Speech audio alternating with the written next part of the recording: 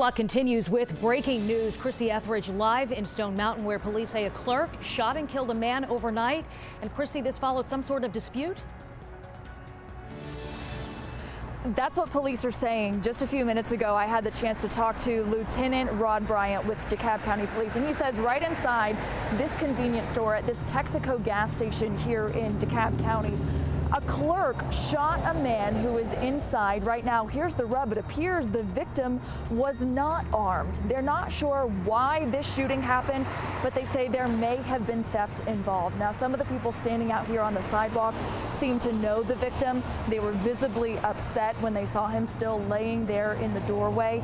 Police telling us that there are several cameras inside that store, so they're currently checking surveillance video, watching to see what happened. Right now, they confirmed to us that the clerk is detained. They would not tell us whether he was charged, only that it's very early in the investigation. There's still a lot to learn. Sheba.